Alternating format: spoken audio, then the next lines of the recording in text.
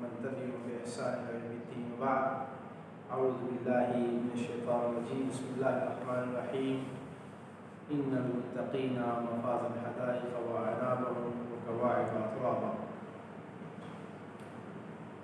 ہمارا ان مبارک ایام میں حصول جنت کے اعمال اس پر تسلسل کے ساتھ جو دروس ہو رہے ہیں ان میں سے آج 10 اعمال ایسے ہیں جن کا ذکر ہوگا انشاءاللہ تعالی، اور ان اعمال کو باذن اللہ آپ سماعت کریں گے۔ کچھ ہمارے احباب کی طرف سے، بھائیوں کی طرف سے گزارش آئی تھی کہ سردن یعنی بالکل مختصر سا جو پیچھے اعمال گزرے ہیں ان کا ذکر کر دیں تاکہ جو ہے یہ ہمارے پاس محفوظ ہو جائے۔ تو 5 منٹ میں انشاءاللہ تعالی اس چیز کا ذکر کر دیا جائے گا۔ یہاں میسج آیا ہے کہ آواز ٹھیک نہیں آ رہی، تو اس کو تھوڑا دیکھ لیجیے۔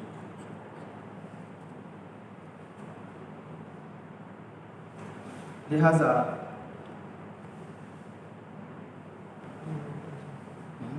وعلیکم السلام ورحمۃ اللہ وبرکاتہ۔ جی آواز اچھی طرح سے آ رہی ہے آپ لوگوں کو؟ اچھا الحمد للہ۔ لہذا بات اس طرح سے شروع ہوئی تھی ہماری کہ اعمال صالح جن سے مومن بندے کو اللہ رب العالمین جنت عطا کریں گے، ان اعمال کا ذکر ہوا تھا۔ اس سے پہلے ان اعمال کی قبول کے لیے جو شرطیں ہیں ان کا ذکر ہوا تھا۔ سب سے پہلی شرط تھی ایمان باللہ کا ہونا، اور دوسری شرط تھی ان اعمال کی قبولیت کے لیے اخلاص کا ہونا، اور تیسری شرط تھی مطابقت النبی صلی اللہ علیہ وسلم کا ان اعمال میں ہونا۔ اور اس میں پہلے اور دوسرے عمل کا ذکر اس طرح سے ہوا تھا کہ ایمان باللہ و عمل صالح، اللہ رب العالمین پر ایمان لانا یہ مستقل ایک بڑی نیکی ہے جس کی وجہ سے بندے کو یہ وہ سبب ہے کہ اللہ رب العالمین اس کو جنت عطا کریں گے۔ اور دوسرا نیک اعمال کا ہونا، اور پھر ایمان کے بعد نیک عمل کے لیے دو شرطیں باقی رہ جاتی ہیں۔ ایک ہے اخلاص کا ہونا اور دوسرا ہے مطابقت النبی صلی اللہ علیہ وسلم کا ہونا۔ تیسرا سبب جو ہے تقویٰ بتایا گیا تھا۔ ایک انسان اگر اپنے اعمال میں متقی ہے، محارم سے بچتا ہے اور اوامر پر عمل کرتا ہے، اور اس کی تعریف میں یہ بات کہی گئی تھی اللہ رب العالمین سے ڈرنا، اللہ کی باتوں پر عمل کرنا، تھوڑی چیز پر قناعت کرنا، اور آخرت کے دن کی تیاری کرنا، قیامت کے دن کی تیاری کرنا، اگر جو ہے یہ چیز پائی جاتی ہے گویا اس کی زندگی میں تقویٰ موجود ہے۔ تو یہ وہ سبب تھا۔ دلائل دیے جا چکے ہیں، سردن ذکر کر رہا ہوں، کسی کو دلیل پوچھنی ہو تو بعد میں پوچھ سکتا ہے۔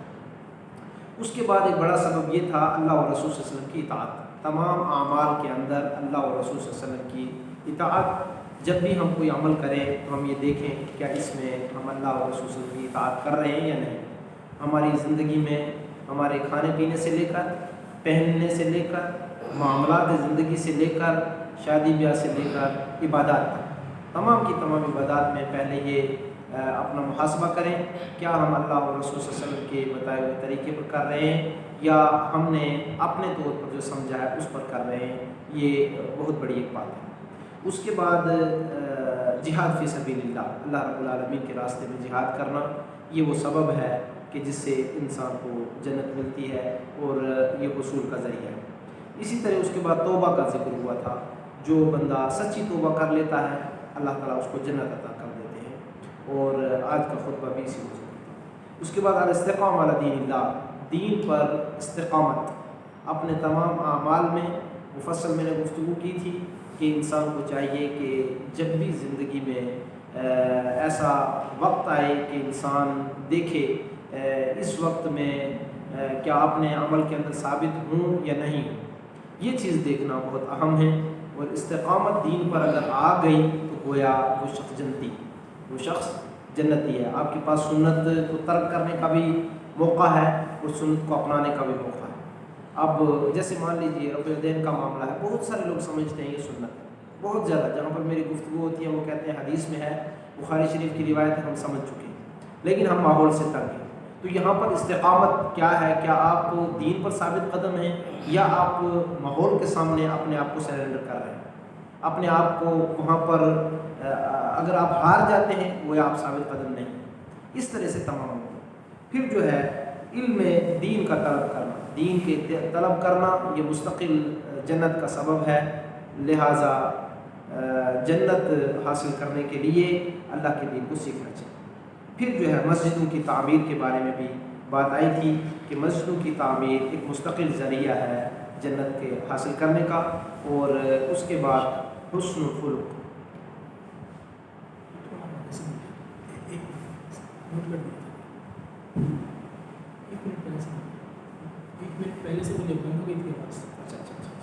تو میں نے بتایا کہ مسجدوں کی تعمیر یہ مستقل ذریعہ ہے اللہ رب العالمین ارحم الحاکمین کی رضا حاصل کرنے کا اور جنت حاصل کرنے کا.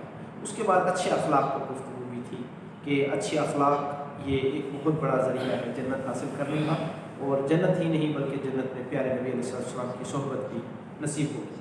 اس کے بعد جھگڑا چھوڑ دے انسان، حق پر ہوتے ہوئے اگر جھگڑا چھوڑ دیتا ہے تو ایسا شخص بھی جنتی ہوگا.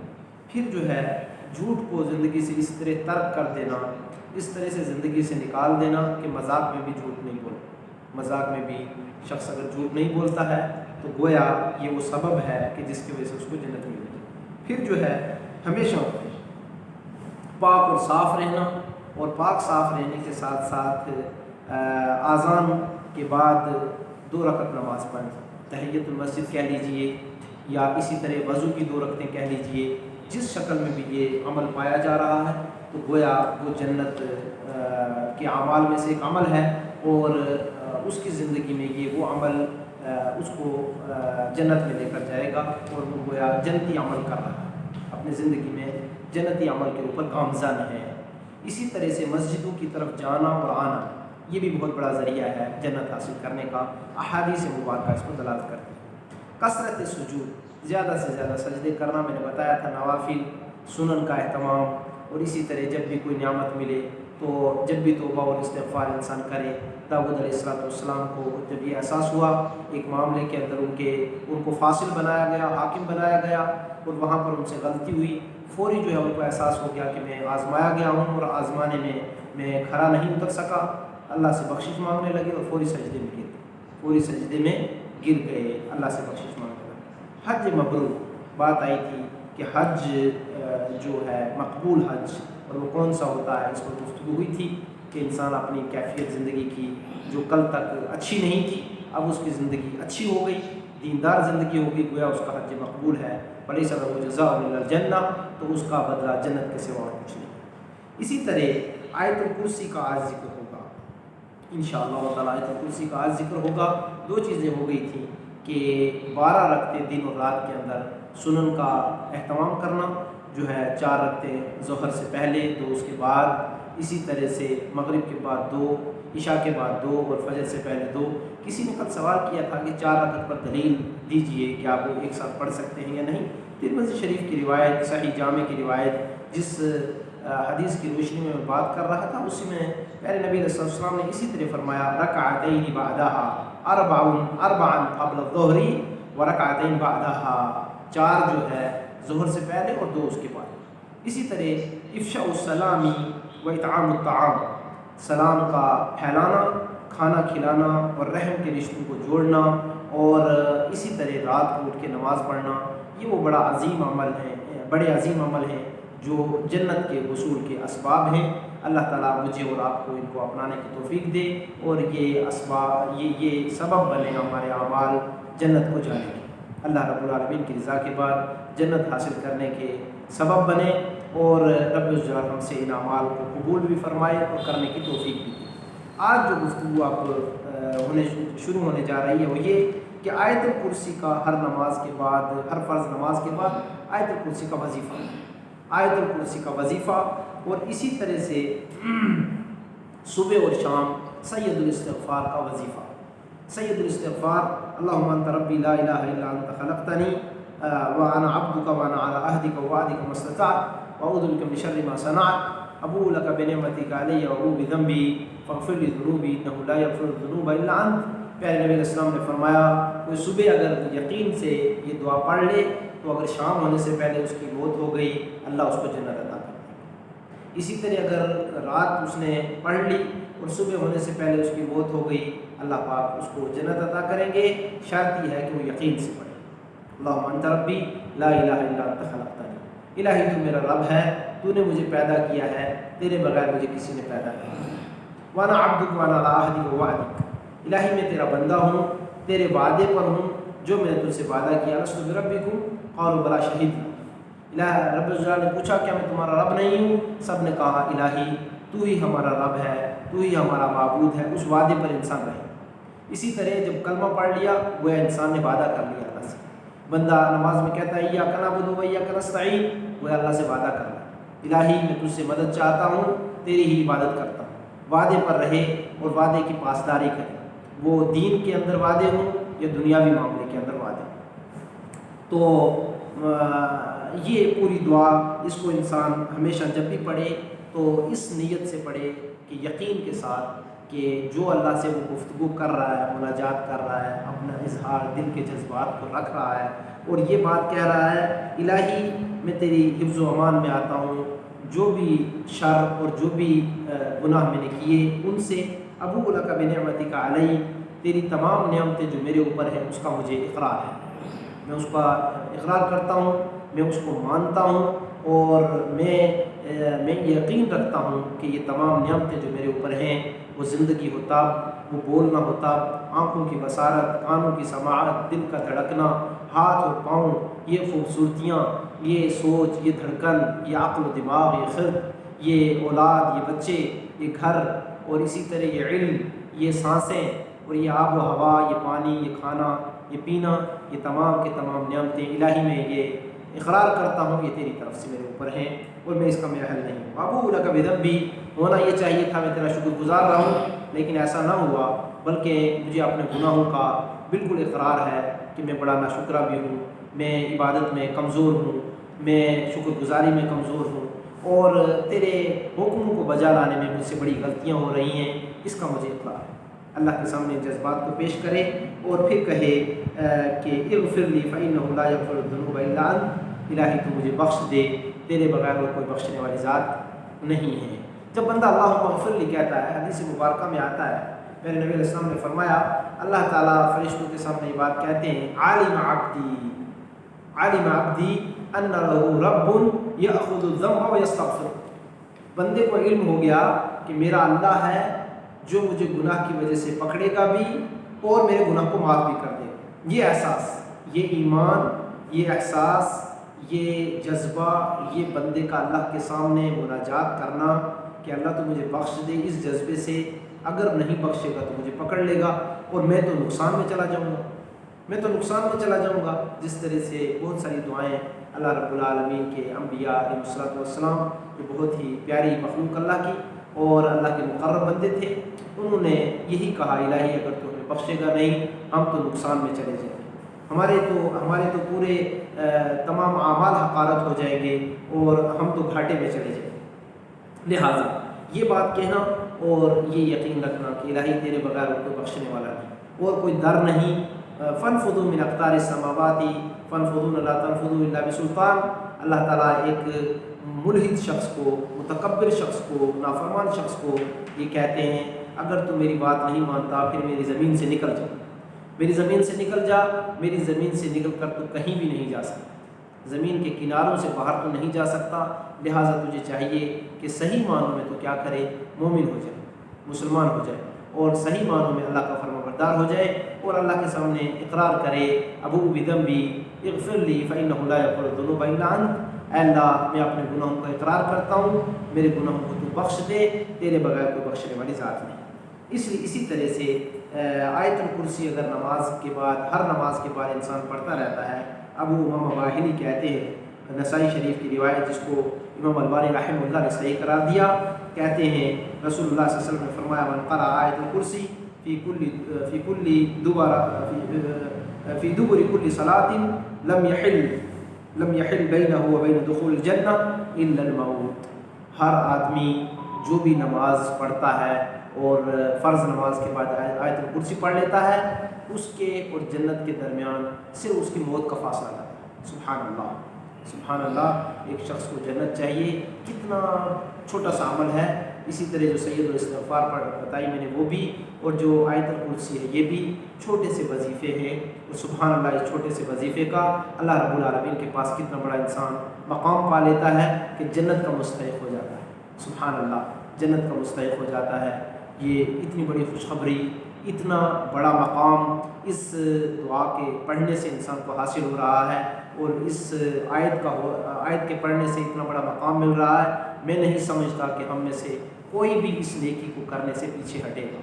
ہمیشہ انسان کو نیکی کی بات سن کر دل میں بٹھانا چاہیے، اور اس کے بعد وعدہ کرنا چاہیے کہ میری زندگی میں اب یہ نیکی کبھی مجھ سے چھوٹے گی نہیں۔ وہ صحابی جلیل جن نے آ کے نبی علیہ السلام سے اسلام کی معلومات لی اور جاتے ہوئے کہنے لگے لا ازید عن ھذا ولا انقص، اب میں نہ اس سے یا پیارے نبی صلی اللہ علیہ وسلم نہ زیادہ کروں گا نہ کم کروں گا۔ عزم کر لیا کہ میں نے جو سن لیا ہے میں اس کو کر کے رہوں گا۔ پیارے نبی علیہ السلام نے فرمایا اگر کسی کو جنتی دیکھنا ہے تو وہ دیکھ لے، یہ جنتی جا رہا ہے، اس کو دیکھ لیا کر یہ جنتی ہے جس نے یہ عزم کیا کہ اب میں اس نیکی کو کبھی نہیں چھوڑوں گا، جتنا میں نے اسلام سیکھ لیا، جتنا علم مجھے آ گیا، اب میں اس پر عمل کروں گا۔ سبحان اللہ۔ لہٰذا آپ اور میں بھی عزم کریں کہ زندگی میں ہم سے نیکیاں جو بھی ذکر ہوئی ہیں، اور خصوصاً آیت الکرسی اور خصوصاً سید الاستغفار ہماری زندگی سے کبھی بھی ختم نہیں ہوں گے، بلکہ زندگی کا یہ معمول اور زندگی کا یہ وظیفہ ہمارے آخری سانس تک رہیں گے۔ اللہ ہمیں توفیق بھی عطا فرمائے، اور اللہ ہم سے قبول فرما کر ہمیں جنت کا مستحق بنا دے۔ اس کے بعد آج جو دوسری یعنی یہ سمجھیے کہ 22واں سبب جنت کے حاصل کرنے کا عورتوں کے ساتھ یہ خاص ہے، یہ جو سبب ہے صرف خواتین بہنوں کے لیے خاص ہے۔ وہ کیا ہے؟ ابن حبان کی روایت صحیح میں ابو ہریرہ رضی اللہ عنہ سے مروی، رسول اللہ صلی اللہ علیہ وسلم نے فرمایا اذا سلت المرأة خمسها وصامت شهرها وحسنت فرجها واطاعت زوجها قیل لها ادخلی الجنہ من ای ابواب الجنة الثمانیة شئت۔ سبحان اللہ۔ میں پیچھے ایک پروگرام میں تھا، میرے ساتھ شیخ نجم الحسن صاحب حفظ اللہ، ظفر الحسن صاحب کے بڑے بھائی وہ تھے، تو بات چلی کہ جنت میں مردوں کو زیادہ جو ہے ویلکم کیا جائے گا، جنت کے دروازے مردوں کے لیے زیادہ کھولے جائیں گے یا عورتوں کے لیے۔ اس موضوع کو سمجھاتے ہوئے بہنوں سے گفتگو کر رہے تھے، اور اس حدیث کو انہوں نے بیان کیا۔ سبحان اللہ۔ ایک وہ عورت پیارے نبی علیہ السلام فرماتے ہیں کہ جو 5 وقت کی نمازی ہے، 5 وقت کی نمازی ہے، وصامت شہرہا، اور روزے رکھتی ہے یعنی کہ رمضان، وحسنت فرجہا، اور پاک دامن ہے۔ سبحان اللہ۔ تیسری چیز کیا ہے؟ سب سے پہلے 5 وقت کی نمازی ہے، وصامت شہرہا، روزے رکھنے والی ہے، وحسنت فرجہا، اور پاک دامن ہے، واطاعت زوجہا، اور اپنے شوہر کی فرمانبرداری کرنے والی، اپنے شوہر کی فرمانبرداری کرنے والی ہے۔ قیل لہا، اس سے کہا جائے گا تو جنت میں داخل ہو جا، جس جنت کے دروازے سے داخل ہونا چاہتی ہے اس سے داخل ہو۔ سبحان اللہ۔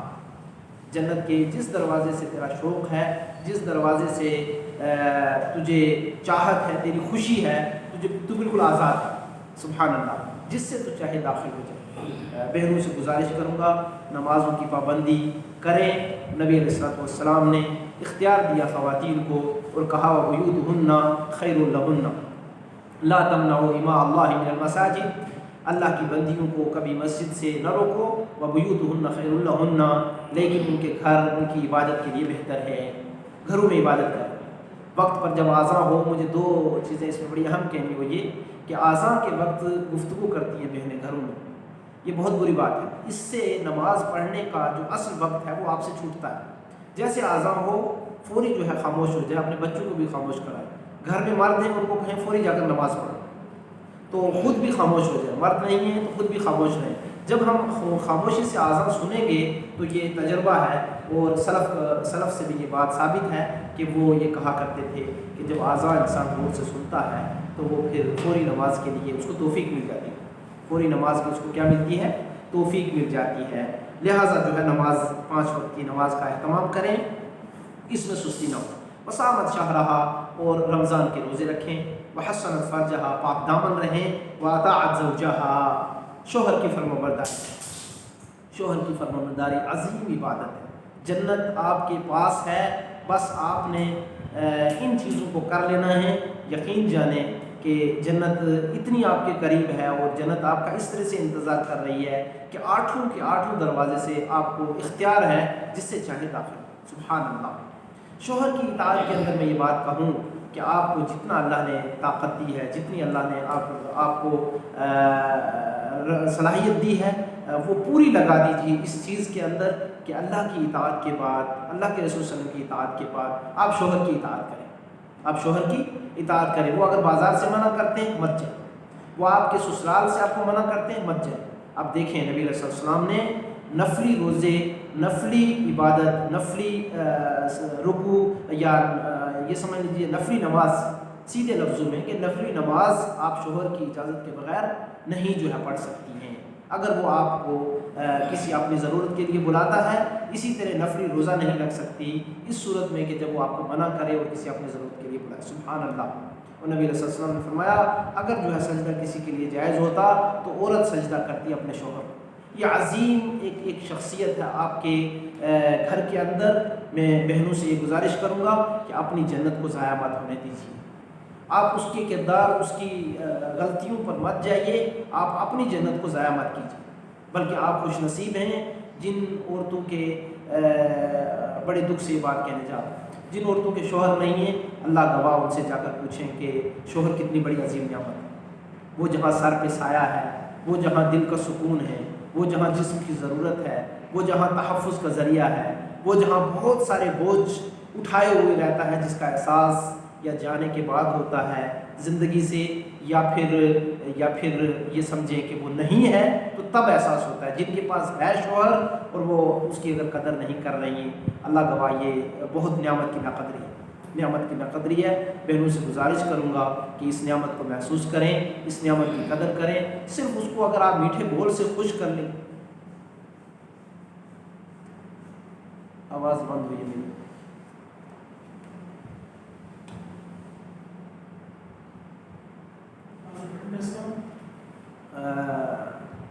جی ہاں، تو اگر صرف جو ہے آپ اس کو خوش کرنے کے لیے میٹھے بول لیں، اسی طرح سے صرف اگر ان کو راضی کرنے کے لیے مسکرا لیں، ان کو اگر ان کا جیب تنگ ہے تو اس وقت اگر آپ صبر کر لیں گی تو یقین جانیں کہ آپ جنت والا کام کر رہی ہیں، جنت والا کام کر رہی ہیں۔ اگر جو ہے اس کے ہاتھ میں کشادگی نہیں ہے، اس کو سہارا دے لیں گی تو یقین مانیں آپ جنت والا کام کر رہی ہیں، اس کا ساتھ دے رہی ہیں۔ ہماری ماں خدیجہ کبریٰ رضی اللہ تعالی عنہا، آپ ان کے واقعات کو پڑھیں کہ وہ نبی علیہ السلام سے بہت زیادہ مالدار تھے، اللہ کے نبی صلی اللہ علیہ وسلم سے مالدار تھے۔ آج کچھ بہنیں کام کاج کرتی ہیں، میں جانتا ہوں معاشرے کے اندر کہ وہ پیسے میں شوہر سے تھوڑے سے زیادہ ہو جاتی ہیں تو شوہر کی ناقدری شروع کر دیتی ہیں اور اپنے آپ کو بالا سمجھنے لگ جاتی ہیں۔ اپنی ماں کے واقعات کو جا کر پڑھیں کہ کس طرح سے پیارے نبی علیہ السلام کو خوش کرنے اور آپ صلی اللہ علیہ وسلم کی خدمت کرنے میں آپ نے پورا تن من دھن، پوری زندگی اور پوری جان لگا دی، پوری جان لگا دی۔ اور سبحان اللہ، اس کا صلہ کیا ملا کہ نبی علیہ السلام بیٹھے ہوئے ہیں اور جبریل علیہ السلام آتے ہیں اور کہتے ہیں کہ اللہ کے نبی صلی اللہ علیہ وسلم ابھی جو ہے خدیجہ آ رہی ہیں اور خدیجہ کے ہاتھ میں دودھ کا پیالہ ہے، آپ کی خدمت کے لیے وہ لائی ہیں، آج جب وہ آپ کے پاس آئیں تو آپ یہ کہیں کہ اللہ نے سلام بھیجا ہے خدیجہ آپ کو، اور جبریل علیہ السلام بھی آپ کو سلام پیش کر رہے ہیں۔ اللہ اکبر، اللہ اکبر، اللہ اکبر۔ بہنوں، شوہر کے دل کو خوش کرنا، اس کے دل کو سکون پہنچانا، غمی اور خوشی میں ساتھ دینا۔ ایوب علیہ السلام کی بیوی کا واقعہ پڑھیں کہ کتنی تکلیفوں اور تنگیوں میں بھی انہوں نے ان کا ساتھ نہیں چھوڑا، انہوں نے ان کا ساتھ نہیں چھوڑا۔ ازواج مطہرات، ہماری مائیں، پیارے نبی علیہ السلام کی بیویاں، آپ دیکھیں کتنے سے گھر تھے، کتنے سے گھر تھے، کتنے چھوٹے چھوٹے گھر تھے، کتنا مختصر سا کھانا تھا۔ ہماری ماں عائشہ رضی اللہ عنہا کہتی ہیں کہ 3 دن تک ہمارے گھر میں چولہا نہیں جلتا تھا۔ لیکن پوری تاریخ اٹھا کر پڑھ لیں گی بہنوں، کہیں کسی جگہ یہ شکوہ نہیں ہوگا کہ اللہ کے نبی صلی اللہ علیہ وسلم کھانا کیوں نہیں ہے، کھانا کیوں نہیں ہے، ہماری فلاں خواہش تھی، سونا کیوں نہیں ہے، چاندی کیوں نہیں ہے، ہمارے لیے فلاں چیز کیوں نہیں ہے، فلاں چیز کیوں نہیں ہے۔ بلکہ یہ پلاننگ ضرور آپ کو دکھے گی کہ ایک سے ایک بڑھ کر یہ سوچتی تھی کہ میں کس طرح سے خوش کر لوں، مجھ سے کس طرح یہ راضی ہو جائے، مجھے کس طرح سے دعا مل جائے، ان کی محبت کس طرح سے میں پوری حاصل کر لوں، یہ ضرور سبقت تھی، اور یہ ضرور تمنا اور آرزو تھی، اور یہ ضرور وہاں پر جھگڑا ملے گا، یہ جھگڑا نہیں ملے گا، کھانا کیوں نہیں ہے، پانی کیوں نہیں ہے، گھر اچھا کیوں نہیں ہے، فلاں سونا کیوں نہیں ہے، چاندی کیوں نہیں ہے۔ ذرا اس موضوع پر میں نے والد کی بہنوں یہ موضوع سمجھانے کے لیے اور یہ بات آپ کے دل میں بٹھانے کے لیے کہ اس نعمت کی بہت قدر کیجیے، بہت قدر کیجیے۔ اور یہ بھی ایک گزارش کر دوں، شاید یہاں پر بند ہو گیا، یہ بھی یہاں پر چھوٹی سی گزارش کروں آپ کو کہ 1 منٹ کے لیے رکیں گے تھوڑا سا،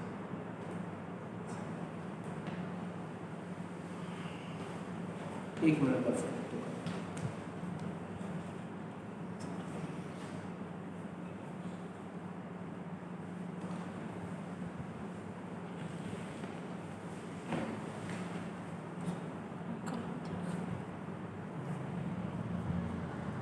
کیا میں یہ بات کر رہا تھا کہ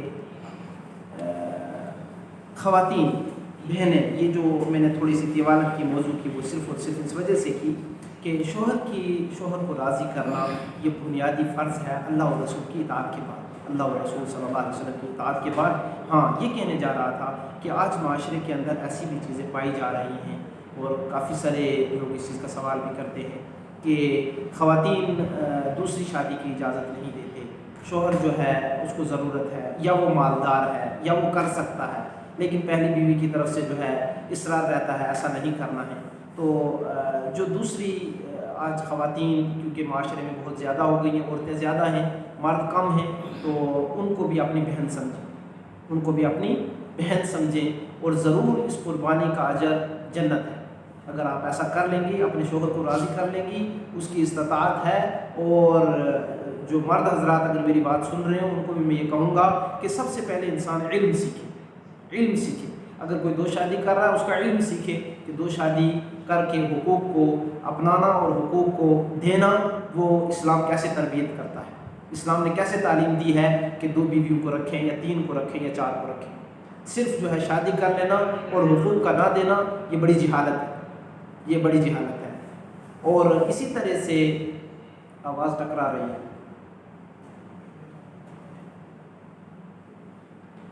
آواز کوئی اوپر نہ کرے برائے مہربانی۔ تو مجھے یہ کہنا تھا کہ مرد حضرات بھی علم سیکھیں، اسی طرح خواتین بھی علم سیکھیں۔ شادی سے پہلے میں کہا کرتا ہوں ہمیشہ اپنے حلقوں میں کہ تحفۃ العروس ایک کتاب ہے، میاں اور بیوی کے حقوق ایک کتاب ہے۔ اسی طرح سے خواتین کو چاہیے کہ سورہ نور کی تفسیر، سورہ بقرہ کا ترجمہ اور تفسیر، سورہ آل عمران کا ترجمہ اور تفسیر، اسی طرح سے سورہ ممتحنہ کا، سورہ مجادلہ کا، ان صورتوں کو اچھے طرح سے پڑھ لیں۔ اس میں خواتین کے حقوق بھی ہیں، خواتین کے مسائل بھی ہیں، خواتین کو کس طرح سے رہنا یہ بھی ہے، اور تمام معاملات زندگی کے جو ہیں ان کو کس طرح نپٹانا ہے اور ان کو کس طرح سے ان معاملات کو لے کر چلنا ہے، یہ تمام دروس ان صورتوں کے اندر موجود ہیں۔ تو لہٰذا مرد بھی علم سیکھیں، عورتیں بھی علم سیکھیں، تاکہ خوبصورت گھر رہے اور خوبصورت طریقے سے جو ہے آگے چل سکیں۔ باہر کیا اس کے بعد جو ہمارے پاس ایک بڑا سبب ہے جنت حاصل کرنے کا، وہ یہ کہ بچیوں کی تربیت کے اوپر انسان توجہ دے، بچوں کے بھی اور بچیوں کے بھی خصوصی۔ یہ اس وجہ سے کہا جا رہا ہے، احمد ابو یعلا کی بھی روایت ہے اور مسلم کی بھی، انس رضی اللہ تعالیٰ کہتے ہیں رسول اللہ صلی اللہ علیہ وسلم نے فرمایا من کن لہ 3 بنات او 3 اخوات فاتق اللہ واقام علیہن کان معی فی الجنہ ہکذا۔ کسی کو اللہ نے 3 بیٹیاں دے دیں یا 3 بہنیں دے دیں، وہ اللہ رب العالمین سے ان کے حقوق میں ڈرتا رہا، حقوق میں کیا کرتا رہا؟ ڈرتا رہا، اور ان کی تربیت پہ کھڑا رہا، ان کی تربیت پہ، ان کو دین سکھانا، ان کو اخلاق دینا، ان کو محبت دینا، ان کو اپنائیت کا احساس کروانا، کبھی ان کو بوجھ نہ سمجھیں، بچیوں کو اور بہنوں کو کبھی بوجھ نہ سمجھیں، کبھی یہ نہ سمجھیں یہ کھائیں گی کہاں سے، ان کی شادی کہاں سے ہوگی۔ سب کا سب رب العزت فی السماء رزقکم وما توعدون، اللہ تعالیٰ نے تمام کی روزی آسمانوں میں رکھی ہے۔ باپ کبھی یہ نہ سوچے میں کھلا رہا ہوں، بھائی کبھی یہ نہ سوچے میں بہن کو دے رہا ہوں، نہیں نہیں نہیں، ایسا نہیں۔ رب الجلال نے اس کا مقدر رکھا ہے، اور نہ جانے ایسا نہ ہو کہ کہیں اس کی وجہ سے تم کھا رہے ہو۔ پیارے نبی صلی اللہ علیہ وسلم نے فرمایا هل ترزقون وتنصرون الا بضعفائکم، جو تمہاری اللہ مدد کرتے ہیں اور جو تمہیں روزی دیتے ہیں وہ تمہارے کمزور لوگوں کی وجہ سے، جو گھر میں کمزور، بوڑھی ماں اس کو بوجھ مت سمجھے، بوڑھا باپ اس کو بوجھ مت سمجھے، یہ کوئی معذور بچہ اور بچی، بیٹیاں، بہنیں، ان کو بوجھ مت سمجھے۔ اللہ رب العالمین ان کی وجہ سے آپ کو روزی بھی دے رہا ہے اور آپ کی مدد بھی کر رہا ہے، مشکل حالات میں آپ کی کیا کر رہا ہے؟ مدد بھی کر رہا ہے۔ لہٰذا جو ہے ان کی تربیت پر توجہ دینا، ان کو محبت دینا، ان کو اپنائیت کا احساس، کبھی ان کو یہ احساس نہ ہو کہ نہ جانے میری وجہ سے ہمارے والد پریشان ہیں، بھائی پریشان ہیں اور ہمیں بوجھ سمجھ رہے ہیں، ایسا نہ ہو، ایسا نہ ہو۔ اللہ سے ڈرتا رہے، اللہ سے، نبی علیہ السلام نے فرمایا اللہ سے ڈرے اور ان کی اچھی تربیت کرے، وہ میرے ساتھ جنت میں اس طرح سے ہوگا۔ نبی علیہ السلام نے ان دونوں انگلیوں کا اشارہ کیا، ایسے جنت میں ہوگا، اتنا قریب ہوگا۔ سبحان اللہ۔ اللہ تعالیٰ ہمیں اور آپ کو اپنے بچیوں اور اپنی بہنوں کو محبت کرنے کی اور ان کی اچھی تربیت کرنے کی توفیق عطا فرمائے۔ بہت ساری روایات ہیں اس میں طوالت نہیں کر رہا ہوں، لمبا نہیں کر رہا ہوں، کیونکہ آج یہ درس ختم کرنا ہے۔ اس کے بعد جو بڑا سبب ہے جنت حاصل کرنے کا وہ یہ ہے کہ اگر کسی کے چھوٹے بچے اور بچیاں وفات پا جائیں تو اس وفات پانے پر صبر کریں۔ اب کسی کو بڑے مدت کے بعد ایک ہی بچی ہوئی یا ایک ہی بچہ ہوا اور وہ وفات پا گیا، کیا عالم ہوتا ہے اس کا؟ بہت برا۔ بعض لوگ تو جو اس پر صبر نہیں کرتے ان کی کیفیت اتنی جہالت کی سی رہتی ہے کہ انسان دیکھ کر شرما جاتا ہے، یہ اتنا کیوں ہو رہا ہے، یا اتنی بے صبری کی کیفیت اس کی کیوں ہے؟ ایسا نہیں ہونا چاہیے۔ اگر اس پر وہ صبر کر لے گا یا کر لے گی تو اس کے لیے کیا ہے؟ جنت۔ سبحان اللہ، جنت۔ دیکھیں رسول اللہ صلی اللہ علیہ وسلم کی حدیث جو صحیح الجامع میں ہے، نسائی میں بھی ہے، ابن حبان میں بھی ہے، من احتسب ثلاثا من صلبه دخل الجنہ قالت امرأة ثنتان قال واثنان۔ نبی علیہ السلام نے فرمایا کہ اگر کسی کے 3 بچے یا بچیاں اس کی پشت سے جو 3 بچے ہیں وہ وفات پا گئے، اللہ تعالیٰ اس کو جنت عطا کریں گے۔ ایک عورت کھڑی ہوئی اور پوچھا اے اللہ کے نبی صلی اللہ علیہ وسلم اگر 2 وفات پا گئے؟ فرمایا اگر 2 وفات پا گئے تب بھی ضروری ہے کہ وفات پانے پر انسان صبر کر لے اور انا للہ و انا الیہ راجعون پڑھے۔ اللہ ہی کی امانت تھی، اللہ ہی نے دیا اور اللہ ہی نے واپس لے لیا۔ یہ جو بھی امانتیں ہمارے پاس ہیں، روزی کی شکل میں، پراپرٹی کی شکل میں، بیٹوں کی شکل میں، بیٹیوں کی شکل میں، جو بھی ہمارے پاس نعمتیں ہیں وہ اللہ کی ہیں۔ وہ کس کی ہیں؟ اللہ کی ہیں۔ جب اللہ ان کو لے لے تو یہ سمجھیے آپ کے پاس ایک امانت تھی اور امانت واپس چلی، اس سے زائد کچھ نہیں، اس سے زائد کچھ نہیں ہے۔ آپ کے پاس ایک نعمت تھی جو اللہ کی امانت تھی، اللہ نے اپنی امانت لے لی، یہ سمجھ کے آپ صبر کریں گی تو، یا ہم صبر کریں گے سبھی تو انشاءاللہ اس کا بدلہ کیا ہے؟ پیارے نبی علیہ السلام نے کیا فرمایا کہ جنت ہے، دخل الجنہ، اللہ اس کو جنت عطا کرے۔ دوسری روایت جو کہ احمد کی ہے، رسول اللہ صلی اللہ علیہ وسلم نے فرمایا ما من مسلمین یموت لہما 3 من الولد، کوئی بھی مسلمان جو مسلمان مرد عورت اور ان کے بچوں میں اگر 3 وفات پا جاتے ہیں، لم یبلغ الحلم، جو یا حنفا کہتے ہیں کہ جو بلوغت کا نہ پہنچے ہوں، الا ادخلہما الجنہ، الا ادخلہم اللہ الجنہ، اللہ ان دونوں کو جنت عطا کریں گے، بیوی کو بھی جنت عطا کریں گے، شوہر کو بھی جنت عطا کریں گے اللہ رب العالمین، جب وہ ان پر صبر کر لیں گے، بفضل اللہ و رحمتہ، اللہ رب العالمین اپنے فضل سے اور رحمت سے۔ جی، اور بھی بہت ساری روایات اس کے اندر پائی جاتی ہیں۔ اس کے بعد جو بڑا سبب آ رہا ہے وہ یہ ہے کفالت الیتیم، یتیم کی کفالت کرنا۔ معاشرے کے اندر یتیموں کو بہت دبایا جا رہا ہے، بہت دبایا جا رہا ہے، یا ان کی پراپرٹی کھائی جا رہی ہے، بیوہ بیچاری کو تو اس طرح تنگ کیا جاتا ہے یہ چھوڑ کے گھر بھاگ جائے، واپس چلی جائے، یہ بچوں پہ کیوں بیٹھی ہوئی ہے، یہاں کیا کر رہی ہے، برے برے الفاظ، برے برے القاب اس کا جینا تنگ کر دیتے ہیں۔ ایک تو شوہر کا غم، اور دوسرے جو ہے بچوں کی تربیت کی فکر، اور تیسرے اپنوں کے تانے۔ لا حول ولا قوت الا باللہ۔ ایسا کرنے والے لوگ اللہ سے ڈر جائیں، اللہ تعالیٰ سے کیا کریں؟ ڈر جائے۔ مظلوم کی بد دعا اللہ اور بندے کے درمیان پھر اس کے پردے نہیں رہتے۔ یہ مظلوم مخلوق ہے، یہ مظلوم مخلوق ہے۔ کوئی بیچ میں آواز کرتا ہے، کوئی بیچ میں آواز نہ کرے، جس طرح سے ڈسپلن سے آپ رہ رہے ہیں کلاس میں ویسا بیٹھے۔ بارک اللہ فیکم۔ اچھا، میں یہ بات کہہ رہا تھا کہ اللہ اور مظلوم مخلوق، یتیم بچہ ہو، بچی مظلوم ہے، بیوہ ہو مظلوم ہے، اور اس کے اور اللہ کے درمیان جو اس کی بد دعا اور دعا ہے اس میں پردہ نہیں ہے۔ اس کو ڈانٹے نہیں، اس کو تانے مت دیں، اس کو تنگ نہ کریں، اس کو پریشان نہ کریں، لہٰذا اس کو ہمیشہ سہارا دیں، مالی طور پہ سہارا دیں، اچھے الفاظ سے سہارا دیں، یتیموں کی کفالت کریں، اپنے بچوں سے بڑھ بڑھ کے دیکھیں، بڑھ بڑھ کے دیکھیں، ان کے مال کی حفاظت کریں، ان کا تحفظ کریں۔ آپ موسیٰ علیہ السلام کے واقعے میں جا کر پڑھیں گے، یتیموں کی کفالت کرنے، یتیموں کے مال کی دیکھ ریکھ کرنے کے لیے اللہ تعالیٰ نے ایک نبی کو بھیجا اور اس کے ساتھ ایک نیک بندے کو بھیجا، جا کر دیوار سیدھی کرو، یہ یتیم بچوں کی مال ہے اس کے نیچے، وہ ضائع نہ ہو جائے۔ ان کے ماں باپ بڑے نیک تھے۔ جہاں یہ سبق ملتا ہے کہ اگر ماں باپ نیک ہوں گے تو ان کے یتیم بچے کبھی ضائع نہیں ہوں گے، ان کا مال کبھی ضائع نہیں ہوگا۔ اور دوسرا سبق یہ بھی ملتا ہے، یتیموں کی مال کی کفالت اللہ تعالیٰ کرتے ہیں اور نبیوں کے ساتھ، نبیوں کو بھیج کے کرتے ہیں، گویا یتیم کو کہیں پر بھی یہ احساس نہ ہو کہ میں معاشرے میں بہت کمزور ہو چکا ہوں، اب تو مجھے پڑھانے والا بھی کوئی نہیں، اور اگر میں پڑھوں گا بھی تو مجھے سہارا کوئی نہیں دے گا، ایسا کبھی اس کو محسوس نہ ہونے دیں۔ میرے بھائیوں، یہ بچے اگر پڑوسی کے یتیم ہو سکتے ہیں تو ہم میں سے بھی کسی کے ہو سکتے ہیں، اگر ہماری کوئی بہن بیوہ ہو سکتی ہے تو ہمارے گھر میں سے بھی کوئی ہو سکتی ہے۔ لہٰذا یہ اللہ کے دستور ہیں، اللہ سے ڈر کے رہنا چاہیے اور ان کو کبھی حقیر نہ سمجھیں، بلکہ ان کی خدمت کر کے جنت حاصل کریں۔ مختصر بات یہ ہے، ان کی خدمت کر کے جنت حاصل کریں۔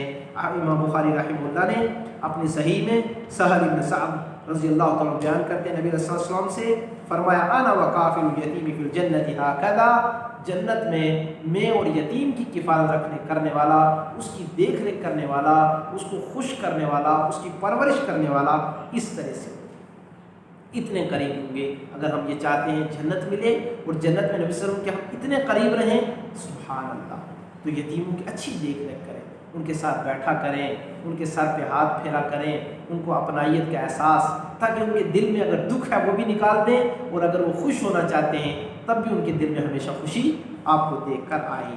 اس کے بعد ایک بڑا سبب وہ یہ ہے جنت حاصل کرنے کا، بیمار کی عادت کیجئے اور کسی اپنے اللہ والے کی بھی زیارت کیجیے، جس کو آپ اللہ کے لیے چاہتے ہیں، جس کو آپ فلاں بہن ایک دوسری بہن کی زیارت اس وجہ سے کر رہی ہے کہ اس کے اندر اچھائی ہے، وہ نماز پڑھتی ہے، وہ تبلیغ کرتی ہے، وہ شوہر کی فرما بردار ہے، وہ روزے دار ہے، اور وہ سخاوت والی ہے، اچھی خوبیاں رکھنے والی بہنیں اچھی خوبیاں رکھنے والی دوسری بہنوں کی زیارت کریں۔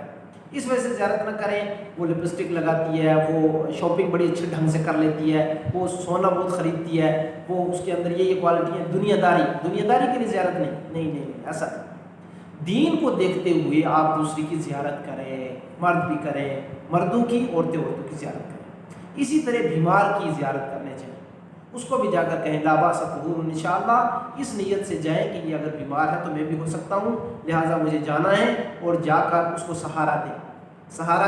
ہمیشہ بیمار کے پاس جا کر زیادہ دیر نہیں ٹھہرنا چاہیے، اور جب جائیں تو بہت اچھے الفاظ کہیں، اب بالکل ٹھیک ہے، اب جلد ٹھیک ہو جائے گی، یہ تو کوئی بڑی بیماری نہیں، اور بڑی بیماری ہو بھی تو ٹھیک کرنے والی ذات تو اللہ کی ہے۔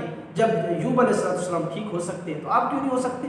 ہو جائے گی۔ اس طرح سہارے کے الفاظ کہنا شریعت سے ثابت ہے، بات لمبی نہ ہو۔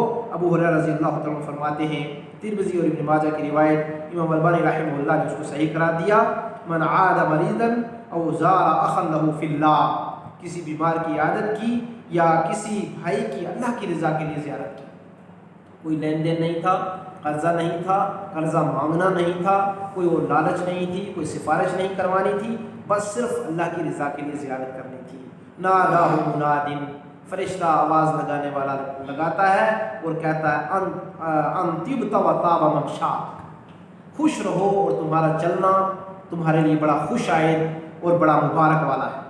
وتبوأت من الجنت منزلہ، اور تمہارا منزل ٹھکانہ، تمہارا جنت ٹھکانہ ہے، تمہارا ٹھکانہ جنت ہے، تمہارا مقام جنت میں اللہ رب العالمین نے بنایا ہے۔ اس طرح کی اور بہت ساری روایتیں بھی پیارے نبی علیہ السلام سے اس عمل کے لیے ثابت ہیں۔ اس کے بعد السماحۃ فی البیع والشراء، خرید و فروخت کے اندر دوسرے کو درگزر کرنا، معاف کرنا، آسانی دینا۔ آپ کی دکان پہ کوئی شخص آ گیا، وہ چیز خریدنا چاہ رہا ہے اور آپ اس پر سختی کر رہے ہیں، نہیں جناب میں 1 روپیہ کم نہیں کر سکتا، ایسا نہ کریں۔ یا وہ چاہتا ہے وہ چیز آپ اس کو دے دیں اور تھوڑی مہلت دیں، 2-3 دن میں، ہفتے میں، مہینے میں وہ آپ کے پیسے دے دے گا، تو آپ کہیں نہیں جناب میرا اصول ہے، ایک دام کی دکان ہے یہاں پر، ایسا نہیں۔ آپ آسانی کریں گے اللہ آپ کو جنت عطا کرے گا۔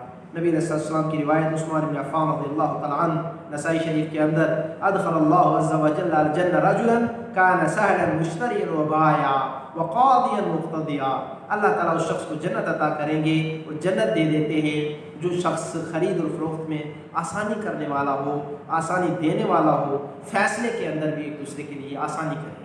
ایک دوسرے کے لیے 2 شخص جھگڑ رہے ہیں، آپ قاضی بن کے گئے، آپ نے کہا جناب پیسے میں دے دیتا ہوں، آپ دونوں بھائی بن جاؤ، اللہ۔ آپ نے ایک کو کہا چلو تو آدھے اتنے معاف کر دے، آدھے تو اتنے جو ہے اس کو زائد دے دے، دونوں بھائی بن جاؤ۔ ہمیشہ جو ہے آسانی کرنے والا فیصلوں کے اندر وہ، اور تجارت کے اندر آسانی کرنے والا شخص اللہ اس کو جنت دیتے ہیں۔ ورنہ قاضی بن کے لوگ فاصل بن کے جاتے ہیں اور دوسروں کو جا کر اور جھگڑاتے ہیں اور ایک دوسرے کے خلاف خوب ابال کر گرم کر کے آتے ہیں۔ نہیں نہیں نہیں نہیں، یہ جنت سے دوری کا آپ سبب اختیار کر رہے ہیں، جنت میں جانے کا نہیں۔ اسی طرح سے آخری چیز وہ یہ الصبر علی من فقد نعمت البصر، کسی کی اگر آنکھ کی نعمت اس کی زندگی سے چلی گئی ہے اور وہ اس پر صبر کر رہا ہے، اللہ تعالیٰ اس کو بھی جنت عطا کرتے ہیں۔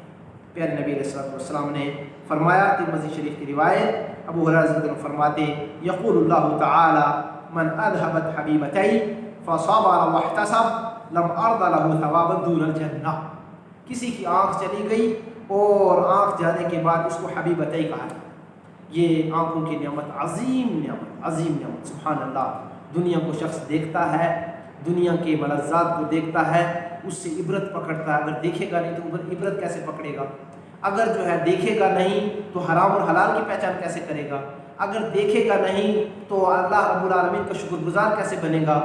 نعمت کی قدر پر مستقل جو ہے ایک مضمون آپ کبھی پڑھیں، سنیں اور سنائیں اور جا کر کتابوں میں بھی دیکھیں، بڑی عظیم بات ہے۔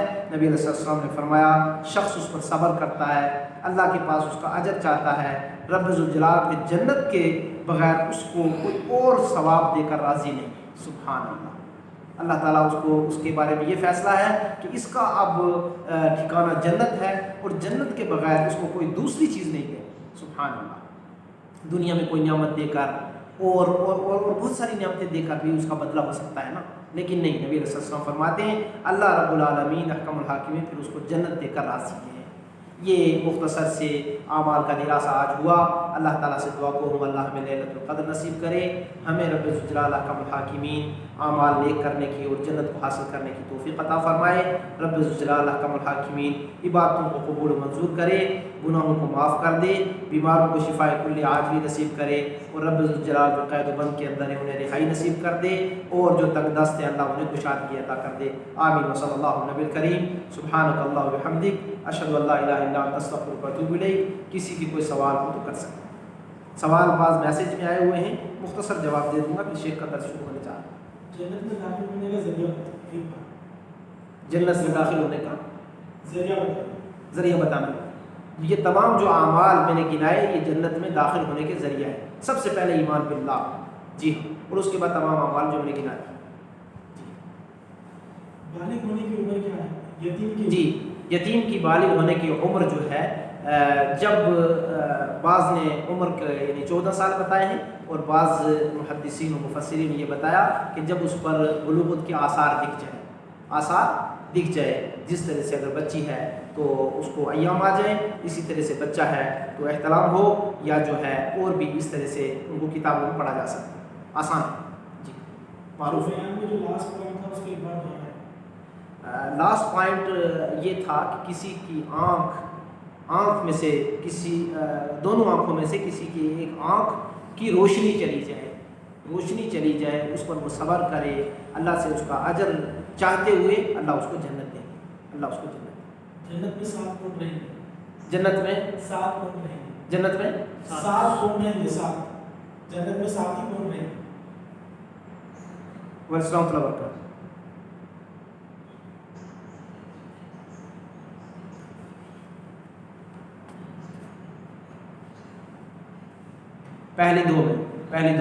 پہلی دو میں سوال بہنوں لکھ کر کریں نیچے، اور ہمارے ایڈمن سوال ہم سے کر رہے ہیں جی۔ ختم ہو گیا؟ شیخ رمضان میں دن میں نان مسلم کو کھانا کھلا سکتے ہیں یا مسلمان مل کر کھانا کھلا سکتے ہیں؟ کھلا سکتے ہیں، بلا سکتے ہیں. کسی غیر مسلم کو اگر آپ کھانا کھلا رہے ہیں اس وجہ سے کہ اس کی تعریف کے لیے تاکہ وہ اسلام کے تئیں نرم ہو، اس حد تک کھلا سکتے ہیں، ورنہ دوستیوں کو نبھانے کے لیے کھلانا جائز نہیں. مہاجر کی خلافت کرنے سے جنت ہوتی ہے؟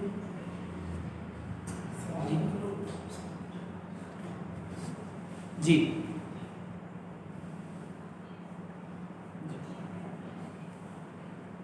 جی کر سکتے ہیں، جی کر سکتے ہیں، جی وضو بھی بنا سکتے ہیں. میں نے بتایا کہ نیچے لکھ کر سوال کریں. جی کر سکتے ہیں، جی کر سکتے ہیں. ذکر و اذکار ہر حالت میں کرنا ہے، ہر حالت میں کرنا ہے. قرآن نہیں پڑھنا، قرآن ناپاکی کی حالت میں ہرگز نہیں پڑھنا ہے، چھونا نہیں ہے. لیکن بعض محدثین و مفسرین نے ناپاکی کی حالت میں بھی زبانی یعنی کہ حفظ قرآن پڑھنے کی اجازت دی ہے، لیکن ذکر و اذکار ہر حالت میں کریں. ہر حالت میں ذکر و اذکار موجود ہے. صرف باتھ روم میں جاتے ہوئے یعنی باتھ روم کے اندر قضاء حاجت کے وقت جو ہے ذکر و اذکار نہیں، باقی ہر کیفیت میں کر سکتے ہیں انشاءاللہ. کسی نعمت کا نام ہونے پر شکر ادا کرنا. جی کسی نعمت نہ ملنے پر شکر ادا کس طریقے سے کرنا چاہیے؟ اگر کسی جی جی بالکل تین عمل یاد رکھیں. اللہم انک عفو تحب العفو فاعف عنی، قیام اللیل اور قرآن کی تلاوت. تو قرآن کی تلاوت، لیلۃ القدر پانے کی، یہ تین ہی بڑے عمل ہیں. جی اور سوال لکھ کر کریں. السلام علیکم. آپ لوگ اپنے سوال لکھ کر کریں. جو کوئی بھی مائک پہ سوال پوچھے گا میں ان کا سوال نہیں لوں گا اور وہ لوگ کو میں میوٹ کر دوں گا یہاں سے. آپ کے جو بھی سوال ہے آپ چیٹ باکس میں لکھیے.